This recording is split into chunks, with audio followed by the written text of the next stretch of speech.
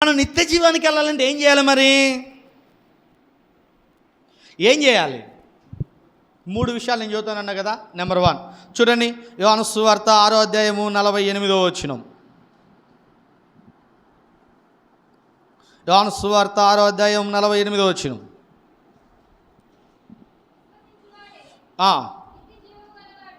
ఏం కలిగి ఉండాలంట? నిత్య జీవానికి వెళ్ళాలంటే విశ్వాసం ఉండాలి. విశ్వాసం అంటే ఏంటి?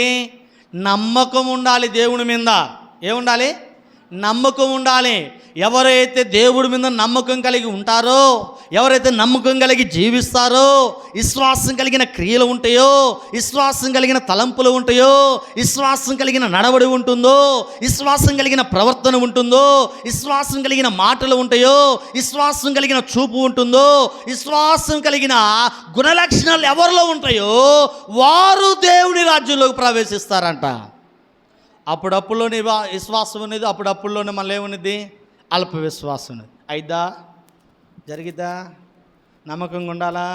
2 వారాలు నమ్మకంగా వస్తాం, 3వ వారం నమ్మకం పోయిద్ది. పాపోతే ఏమైతులే.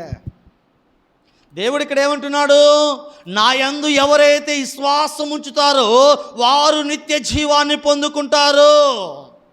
దేవుని యందు విశ్వాసం ఉంచుతున్నామా? దేవుని యందు నమ్మకం ఉంచుతున్నామా?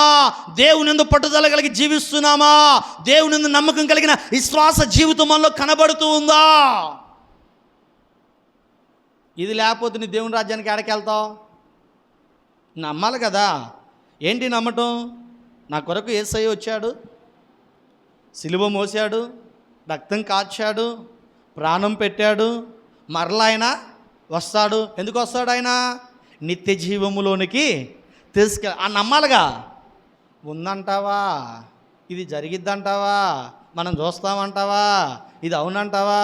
వాళ్ళకేంలే ఎన్నో చెబుతూ ఉంటారు. నేను చెప్పట్లా, బైబిల్ చెబుతుంది. ఏమని చెబుతుందమ్మా? విశ్వాసం కలిగిన వాడు ఎవడైతే ఉంటాడో, విశ్వాసం కలిగిన లక్షణం ఎవడైతే కలిగి ఉంటాడో, విశ్వాసం కలిగిన తలంపులు ఎవరైతే కలిగి ఉంటారో, విశ్వాసం కలిగిన నడవడి ఎవడైతే కలిగి ఉంటాడో, విశ్వాసం కలిగిన మాట ఎవరైతే కలిగి ఉంటాడో అట్టివాడు దేవుని రాజ్యములోనికి ప్రవేశిస్తాడంట. అట్టి వాడికి దేవుని యొక్క నిత్య జీవము సమీపముగా ఉంటుందంట. అట్టి వాడు దేవుని యొక్క రాజ్యముని చూడగలుగుతాడంట. ఇది లేకపోతే నీ జీవితంలో నిత్య జీవాన్ని ఎలా పొందుకుంటావు? మనొక విశ్వాసం నా దగ్గరికి వచ్చాడు. వాళ్ళ భార్య మాట్లాడుతుంది. మా భర్త గారు ఇలా అంటున్నారండి, యాడుంటే ఏమైందిలే, హృదయంలో దేవుడు ఉంటే చాలు కానీ చర్చికి వెళ్ళాలంటావా? ఎక్కడ నిలబడనుకున్నా ఆయనేగా. చాలామంది ఇలాగనే అనుకుంటారు. రెడ్డిపాలెంలో ఒక సహోదరు నాతో మాట్లాడుతుంది మాట, అన్నయ్య మా భర్త చర్చికి వెళ్ళాలంటే ఏమైదిలే, ఇంట్లో ఉన్నా యేసుప్రభు అనుకుంటే ఆయనేగా, చర్చికి వెళ్ళినా ఆయనేగా. చూడండి దేవుని బిడ్డలారా, అలా అనుకుంటే ఇంక మందిరాలు ఎందుకు? అలా అనుకుంటే కాపర్లు ఎందుకు? అలా ఉంటే బోధకులు ఎందుకు? ఇంక ఆజ్ఞలు ఎందుకు మనకి? అవునా కాదా? ఆలోచన చేయండి.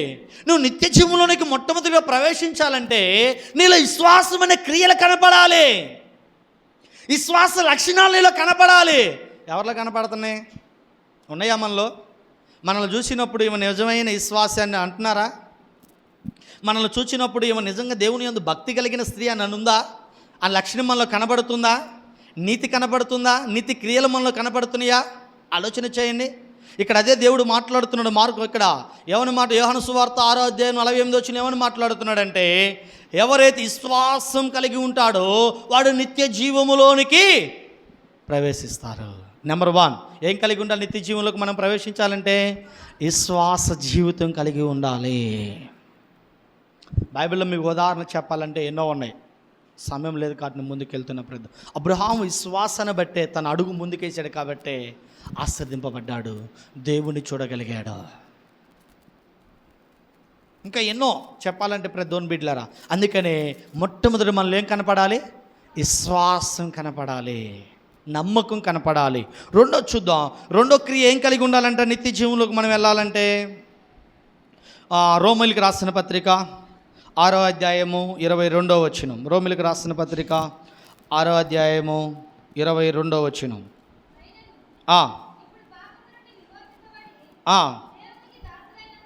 ఆ, ఆ.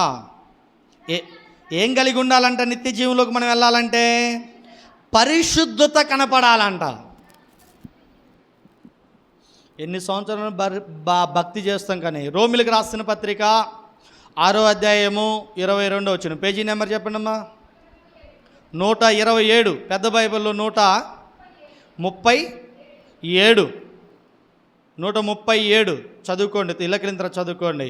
ఏం కావాలంట మనలో? పరిశుద్ధత కావాలంట. ఉందా మనలో? ఉందా? ఉందా పరిశుద్ధత?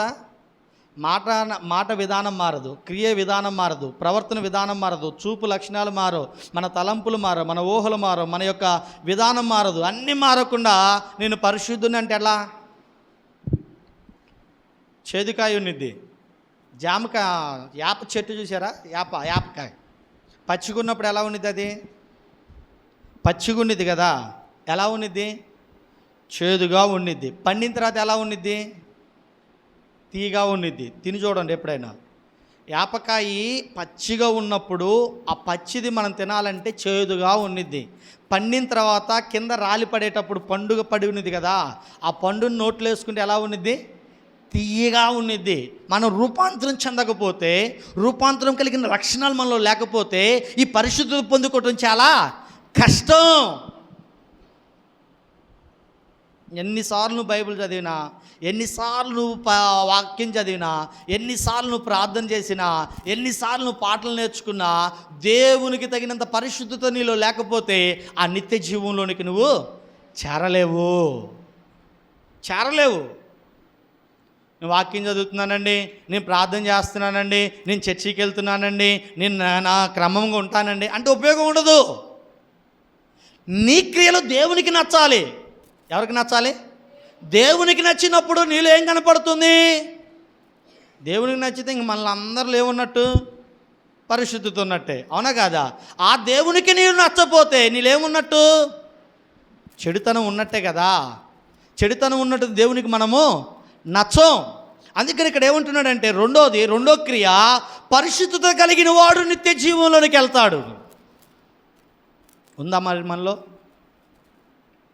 పరిశుద్ధతను కాపాడుకోవాలి. ఏం చేయాలండి? పరిశుద్ధతను మనము కాపాడుకోవాలి. ఆయన రక్తం చేత మనల్ని పరిశుద్ధులుగా దేవుడు మార్చాడు.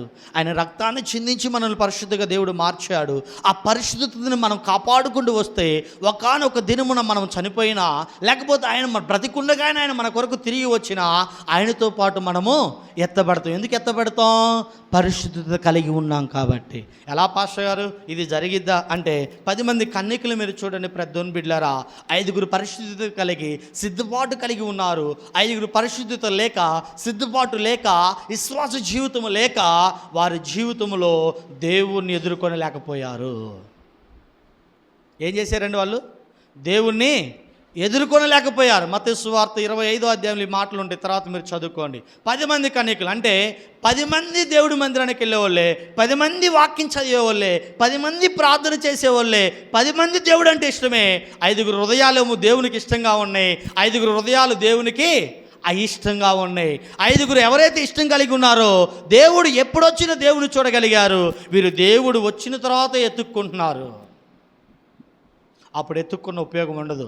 దేవుడు ఏమంటాడు? మీరెవరో నాకు తెలియదు, మీరెవరో నాకు తెలియదు, వెళ్ళిపోండి. అందుకని భూమి మీద సమయం ఇచ్చినప్పుడే మనం ఏం చేయాలి? పరిశుద్ధత కలిగిన జీవితం మనము జీవించాలి. అప్పుడు నిత్య జీవంలోకి వెళ్తాం. 3వ విషయం చూద్దాం. యోహాను సువార్త 6వ అధ్యాయము 52వ వచనాన్ని దేవుని వాక్యాన్ని మనం చదువుకున్నాం. ప్రద్దోన్ బిడ్లారా, యోహాను సువార్త 6వ అధ్యాయము 52వ వచనాన్ని దేవుని వాక్యాన్ని చదువుకున్నాం.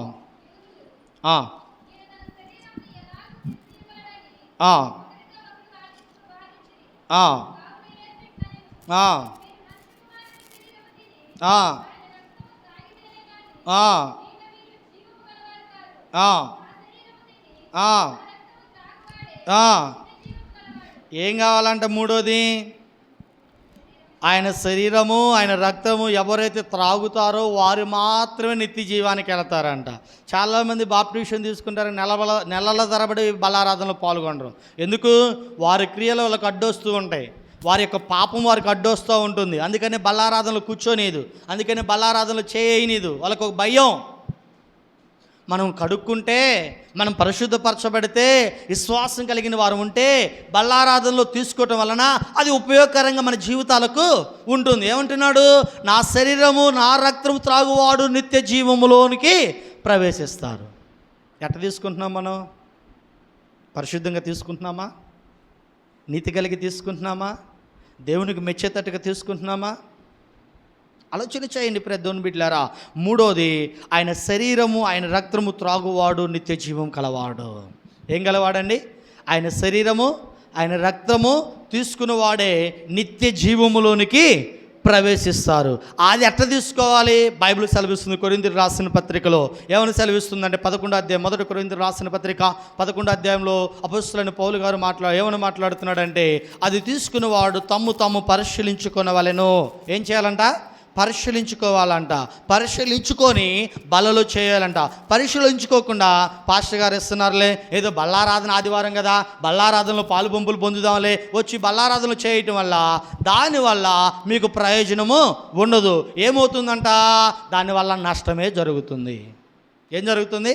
దానివల్ల నష్టమే జరుగుతుంది. తర్వాత ఇళ్ళకి వెళ్ళిన తర్వాత మీరు చదువుకోండి, ఆ మాటలు అక్కడ రాయబడి ఉంటే ప్రతి. అందుకనే పరిశుద్ధత కలిగిన వారమై, విశ్వాసము కలిగిన వారమై, ఆయన శరీరము ఆయన రక్తము ఎప్పుడైతే తాగుతామో, ఈ 3 లక్షణాలు మనం కలిగి ఉంటామో ఆయన రాజ్యంలోనికి ప్రవేశిస్తాం. ఇంకొక 3 ఉన్నాయి. దేవుని చిత్తం మీద మరొకసారి మనం చెప్పుకున్నాం దేవుని బిడ్డలారా. 1, నిత్య జీవానికి వెళ్ళాలంటే ఏం కావాలి మనలో? 2, ఏం కావాలి? 3, ఆయన శరీరము ఆయన రక్తాన్ని మనము సేవించితేనే నిత్య జీవంలోనికి మనము చేరగలుగుతాం. ఈ లక్షణాలు మనలో ఉన్నాయో లేవో ఒకసారి పరిశీలించుకున్నాం, ప్రార్థన చేసుకున్నాం. కళ్ళు మూయండి.